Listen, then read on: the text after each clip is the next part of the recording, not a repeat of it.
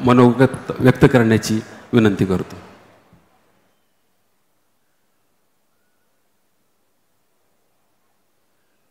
राज्याचे मुख्यमंत्री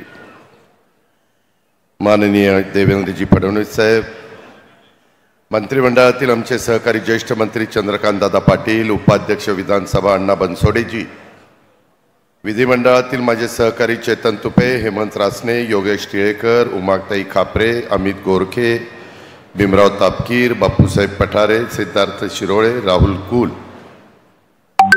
उपस्थित असणारे सुनील टिंगरे, इकबाल सिंह चहल, रश्मी शुक्लाजी, अर्चना त्यागी, अमितेश कुमारजी, आपले पोलीस आयुक्त, पिंपरी चिंचवडचे पोलीस आयुक्त विनय कुमार चौबे, सह आयुक्त पुणे शहराचे रंजन कुमार शर्मा, सर्व उपस्थित असणारे प्रतिष्ठित नागरिक, ज्यांचा यथोचित सत्कार राज्याच्या मुख्यमंत्री महोदयांनी आत्ताच आपल्या सर्वांच्या साक्षीने केला, ते उपस्थित असणारे सर्व सत्कार मूर्ती,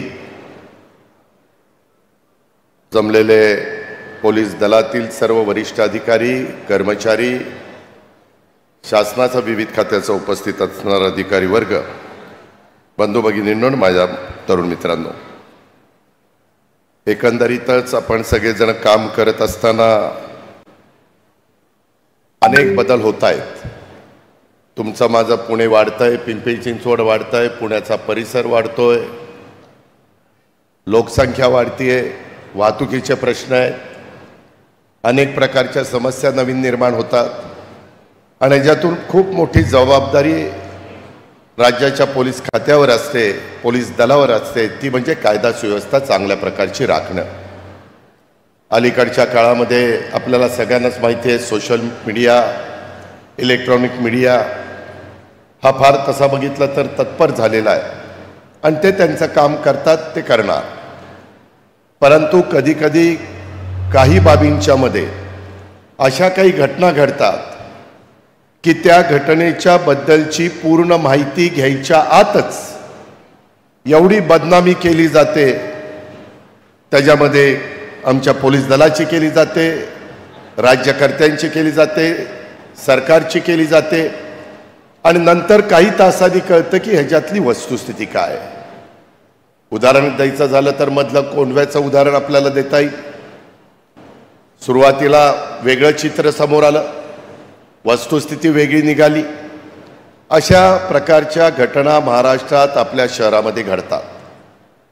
माझी विनंती आहे, देवेंद्रजींच्या नेतृत्वाखाली हे आमचं महायुतीचं सरकार काम करत असताना आमचा मनापासूनचा प्रयत्न आहे की चांद्यापासून बांद्यापर्यंत कुठेही सर्वसामान्य लोकांना, जनतेला सुरक्षित वाटलं पाहिजे आणि त्याच्यातून कायदा सुव्यवस्था अतिशय चांगल्या प्रकारची राहिली पाहिजे. तो कुणी संख्येने किती असू द्यात, त्यालाही व्यवस्थितपणे जगण्याचा अधिकार संविधानाने, घटनेने दिलेला आहे आणि तशा प्रकारे त्याला जगता आलं पाहिजे. आज तुम्ही जर पाहिलं तर सन्माननीय मुख्यमंत्र्यांच्या शुभ हस्ते अनेक आपण कार्यक्रम घेतले. समोरचे वाहनं देखील तुम्हाला दिसत आहेत. 1.5 कोटी रुपये खर्च करून आपल्या इथं एकंदरीतच कुठली अनुचित प्रकार घडू नये म्हणून जी काही काळजी आमच्या पोलीस दलाने घ्यायची असते, प्रयत्न आमचे अमितेश कुमार आणि त्यांची सगळी टीम इथं करते. आम्ही पण मदत करतोय. त्यांनी मगाशी सांगितलं की सगळ्यांचीच मदत आम्हाला होते. आम्ही सगळ्यांनी ज्यावेळेस आमच्या लक्षात आलं की आपण सरकारमध्ये काम करत असताना जर एखादे मंत्री, मुख्यमंत्री कुणी प्रवास करत असतील तर त्यांच्या जी वाहनं असायची ती पुढे निघून जायची आणि आमच्या पोलीस दलाच्या गाड्या असायच्या त्यानंतर अर्ध्या तासांनी जायच्या, कारण कंडिशन चांगली नव्हती.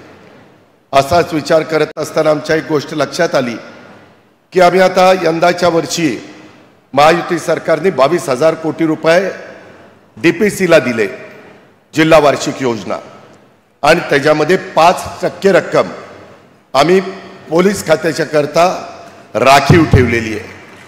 पुणेकरांनो, जवळपास 1100 कोटी रुपये हे आपण आपल्या राज्यामध्ये जे जे पालकमंत्री काम करतात किंवा राज्याच्या मुख्यमंत्र्यांना वाटलं की इथं काही अजून देण्याची गरज आहे, बजेटमध्ये तर तरतूद नाही, दिलं तर ताबडतोब पाहिजे. काही गोष्टी अशा असतात त्यात तातडीनं निर्णय घेण्याची गरज असते. CCTV कॅमेरे असतील किंवा इतर अनेक बाबींचा त्याचा उल्लेख करता येईल आणि ते तातडीनं घेता यावं म्हणून आम्ही त्याच्यामध्ये ताबडतोब त्या ठिकाणी लक्ष देत असतो. आणि गेल्या काही वर्षामध्ये आपण जर पाहिलं तर जिल्हा नियोजन समिती पुण्यानी DPCमधनं आपल्या पुणे ग्रामीण, पुणे शहर आणि पिंपरी चिंचवड ह्या सगळ्याच्या मध्ये मिळून जवळपास 2 वर्षामध्ये 40 कोटी रुपयाचा निधी दिला. अजून पण यंदाच्या वर्षी आम्ही निधी देणार आहे. ही आमची जबाबदारी आहे. जबाबदारी सरकार पार पाडतंय. आज देखील वेगवेगळी आपण उद्घाटन केली, भूमिपूजन केली. त्याच्यामध्ये तुम्ही खराडीची इमारत त्या ठिकाणी पाहिली असेल. त्यामध्ये माझ्या माहितीप्रमाणे चंदननगरची, मी चुकून खराडी म्हणलं, खराडीचं आता भूमिपूजन केलंय. चंदननगरची इमारत जर बघितली तर आपण म्हणतो की आपल्याला कुणाला पोलीस स्टेशनला जाण्याची वेळ येऊ नये, पण ती इमारत बघितल्यानंतर एकदा का होईना इमारत बघायला त्या पोलीस स्टेशनला जावं असं वाटेल, इतकी चांगली इमारत केलेली आहे. मी अमितेश कुमार आणि ह्यांना सगळ्यांना सांगेन की याच्यात खूप बदल होत आहेत. काही वेगवेगळ्या क्षेत्रातले मान्यवर आपल्याला सहकार्य करतायत, त्याच्यामध्ये फंड आपल्याला त्या ठिकाणी देत आहेत. आणि हे सगळं करत असताना आपल्यावर जबाबदारी आणखीन वाढलेली आहे. प्रत्येकाला आल्यानंतर व्यवस्थितपणे त्याच्या तक्रारीचं निरसन झालं पाहिजे, त्याचा छडा लागला पाहिजे. आत्ता पण वेगवेगळ्यांचा सत्कार करत असताना मगाशी सोलापूरच्या बाबतीमध्ये एक उदाहरण सांगितलं की ती मुलगी सोलापूरला सापडली आणि त्याचा देखील सत्कार केला. परंतु काही गोष्टी समाजातल्या लोकांनी पण ध्यानामध्ये घेतल्या पाहिजे. माझा जरा स्वभाव फार बारीक चौकशी करायचा आहे. तू काय करतो, काय शिकलाय, कसं चाललंय. तर मी त्या माझ्या भगिनीला विचारलं की तुला ही मुलगी आणि ती दुसरी मुलगी कुठं ठेवली? ती म्हणली घरी ठेवली. कोण सांभाळतं? आई सांभाळती. म्हणलं आता हे 2 आहेत, 2 मुली असताना ती मला प्रेग्नंट दिसली. म्हणलं तिसरं दिसतंय पोटात? हो म्हणले आहे पोटात आहे. म्हणलं आता बास करा. म्हणले किती झालेत? नाही म्हणले पहिले 3 मुली आणि 1 मुलगा आहे ना, आता ही 4थं काय होईल माहिती नाही. आता तुम्ही मला सांगा, जर वर्ण ब्रह्मदेव आला तरी देखील असं लोकसंख्या वाढीचा कार्यक्रम आपण व्यवस्थितपणे पार पाडायचं ठरवलं तर तुम्ही पण सरकारमध्ये प्रमुख झाला तर ते अशक्य गोष्ट आहे. जरा प्रत्येकाने आपापल्या स्तरावर काळजी घेतली पाहिजे. कुणी चुकत असेल, तुमच्या घरात काम करणारं कुणी असेल तर त्याला सांगितलं पाहिजे, अरे बाबा मुलगी असो मुलगा असो 2 वर थांबायला शिका. आम्ही सगळ्यांच्या करता कायदा केला नाही, परंतु नगरपालिका, महानगरपालिका, जिल्हा परिषद, तालुका पंचायत इथपर्यंतचे कायदे केलेले आहेत. लोक म्हणतात आम्हाला कायदा केलाय, खासदार आमदाराला कायदा केला नाही.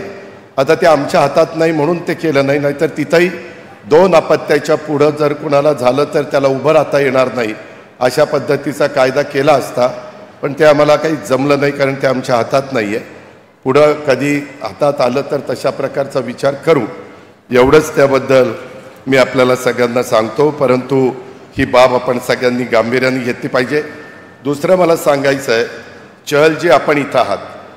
मी कुठलंही काम असलं तर तुम्हाला माहिती आहे, आम्ही सगळेजण ह्या सरकारमध्ये काम करत असताना किंवा मागेही कधी काम करत असताना वेगवेगळ्या महत्त्वाच्या कामाला मी ताबडतोब निर्णय घेतो आणि त्याच्यातनं कसा मार्ग काढता येईल ते बघतो. मुख्यमंत्र्यांची पण तीच सवय.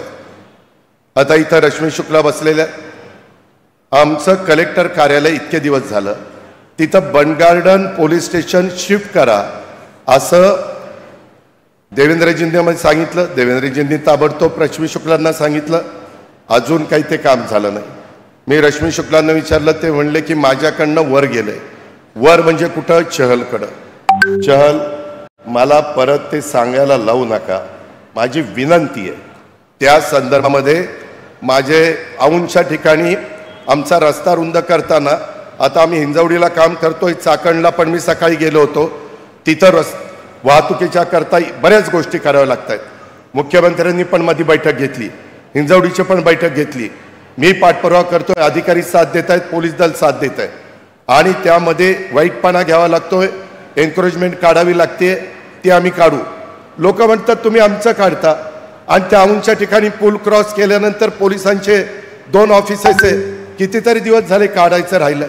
मुख्यमंत्र्यांनी आदेश दिले, प्रस्ताव शुक्लांच्याकडनं चलकड गेला, जरा आपल्या कामातनं वेळ द्या आणि त्याला मान्यता द्या, म्हणजे माझ्या पुण्याची तिथली वाहतुकीची कोंडी थोडीशी दूर होण्याच्या करता मदत होईल. माझी विनंती आहे, इथनं पुढं आम्ही जे कामं सांगतो ते सार्वजनिक सांगतो. मी नेहमी सांगतो, इथं अमितेश कुमार आहे, इथं चौबे आहेत, रश्मी शुक्ला आहे, कधी राजकीय हस्तक्षेप आम्ही कुणी करत नाही. प्रत्येक ठिकाणी कायदा सुव्यवस्था चांगली राहण्याच्या करता तिथं आम्ही लोकांनी नेहमी नियमाने वागलं पाहिजे, ह्याबद्दल दुमत नाही आणि आमचा तोच विचार आहे. त्याच्यामुळं तसंच आम्ही वागतो. आज कुठं कुठं कोयता गँग किंवा कधीतरी कुठंतरी अनेक गाड्या आणि मोटरसायकल फोडायचं तोडायचं चाललेलं असतं. नेमकं मुख्यमंत्री महोदय, ती मुलं असतात ती 14 वर्षाची 13 वर्षाची असतात. आपला कायदा असा सांगतो की त्या मुलांना जास्त शासन करता येत नाही. कुठंतरी काहीतरी अमित भाईंशी बोलून किंवा काय कायद्यामध्ये आपल्याला बदल करता येईल. पूर्वीच्या काळामध्ये 18 वर्ष ठीक होतं, परंतु आताच्या काळामध्ये मुलांनाही कळलंय की 13-14 वर्षाच्या असताना आपण काही गुन्हा केला तर फार काही आपल्याला शासन होत नाही आणि त्याच्यातनं एक वेगळ्या प्रकारचे परिस्थिती ही राज्यातल्या काही भागांमध्ये निर्माण झालेली आहे. ती आटोक्यामध्ये आणण्याच्या करता पोलीस दलातल्या पण वरिष्ठ अधिकाऱ्यांनी काय आपण बदल करू शकतो, काय आपण नवीन कायदा करू शकतो किंवा आणखीन काय त्याच्यातनं मार्ग काढता येऊ शकतो. कारण शेवटी समोरचे लोक म्हणजे जे काही गुन्हेगार आहेत, ती विकृती आहे, ती प्रवृत्ती आहे, त्यांचा बंदोबस्त करणं हे आपलं काम आहे. त्याच्याकरता अत्याधुनिक सगळ्या सुखसोयी ह्या देण्याच्या करता हे राज्य सरकार कुठं कमी पडणार नाही, याहीबद्दलचा विश्वास मी राज्याच्या मुख्यमंत्र्यांच्या साक्षीने या ठिकाणी पुणेकरांना आणि पुणेकरांच्या मार्फत राज्याला देऊ इच्छितो. परंतु त्याचबरोबर इतर पण बाबतीतल्या ज्या काही बाबी आहेत त्याही अनुचित प्रकार घडू नयेत, चुकीचे प्रकार घडू नयेत, म्हणून आपल्याला सगळ्यांनाच तिथं वेळ द्यावा लागेल. सगळेच जण उत्तम पद्धतीनं काम करण्याचा प्रयत्न करतायत. अलीकडच्या काळामध्ये तुम्हालाही सगळ्यांना माहिती आहे की लवकरच वेगवेगळ्या प्रकारचे आगामी काळात गणेशोत्सव आहे, दहीहंडी आहे, नवरात्र उत्सव आहे. हे आपल्या सगळ्यांच्या संस्कृतीचे आणि श्रद्धेचे आणि सामाजिक ऐक्याचं प्रतीक आहे आणि त्याच्यामुळे हे सण साजरे उत्साहामध्ये होत असतात. हे सण मोठ्या उत्साहाने पार पाडत असताना, सहभाग त्याच्यामध्ये घेत असताना शहरातली कायदा सुव्यवस्था चांगली राखणं आणि नागरिकांच्या सुरक्षतेची पूर्ण काळजी आणि कोणताही अनुचित प्रकार घडू नये यासाठी आमचं पोलीस दल हे दक्ष असतं, सतर्क असतं. आवश्यक ती सर्व आमची नियोजनपूर्व तयारी ही आम्ही आमच्या पोलीस दल करत आहे. मोठ्या गर्दीच्या ठिकाणी नियंत्रण, वाहतूक व्यवस्था, आपत्कालीन प्रतिसादासाठी आधुनिक साधनांचा वापर, त्यासाठी आत्तापासूनच नियोजन सुरू झालेलं आहे. येणारा कालावधी हा सणांचा आहे. या कालावधीत पुणे, पिंपरी चिंचवड, पुणे ग्रामीण आणि महाराष्ट्र इथली कायदा सुव्यवस्था अबाधित राहावी यासाठी सर्व समाजातल्या लोकांना विश्वासात घेण्याचाही आमचा पोलीस दल काम करत आहे. सणांचा आनंद सर्वांनी निर्भयपणे, शांततेने, सामाजिक सलोख्याने साजरा करावा यासाठी ह्या सगळ्या सणांच्या निमित्तानं जी मंडळं काम करतात त्या पोलीस प्रशासनाला पण त्यांनी आवश्यक ते सहकार्य हे केलं पाहिजे. किरकोळ काही गोष्टी घडल्या तरी त्याचा खूप मोठा विपर्यास केला जातो, वेगवेगळ्या बातम्या दिल्या जातात. सार्वजनिक जागांवरील कार्यक्रम हे नियमांचं पालन करून अनुशासन आणि जबाबदार पडलं पाहिजे. राज्य सरकार, पोलीस प्रशासन आणि मंडळाच्या मध्ये समन्वय असेल, हे सण अधिक सुरळीत आणि आनंददायी वातावरणात पार पडतील याबद्दल माझ्या मनामध्ये तिळमात्र शंका नाही आणि त्याकरता मी सर्वांना आव्हान पण करतो. पुणे शहराचा स्मार्ट आणि सुरक्षित शहराच्या दिशेनं जे काही वाटचाल सुरू आहे आणि त्याच्यामध्ये पोलीस आयुक्त आणि त्यांची सगळी टीम अतिशय मनापासून काम करते, त्याबद्दल त्या सर्वांचं आणि हा सगळा प्रवास अधिक गतिमान होण्याच्या करता आम्ही सर्व बाबतीमध्ये सरकारकडनं जिल्ह्याकडनं पूर्णपणे तुम्हाला मदत करत राहू ह्याबद्दलची खात्री देतो. तुमचं सगळ्यांचं पोलीस अधिकारी कर्मचारी आज ज्यांचा ज्यांचा सत्कार करण्यात आला त्या सर्व मान्यवरांनी या बाबतीमध्ये एक सामाजिक बांधिलकी डोळ्यासमोर ठेवून जे काही सहकार्य केलं त्याबद्दल सर्वांना धन्यवाद देतो. त्यांचंही मी अभिनंदन करतो आणि या ठिकाणी थांबतो. जय हिंद, जय महाराष्ट्र. धन्यवाद दादा. पुणे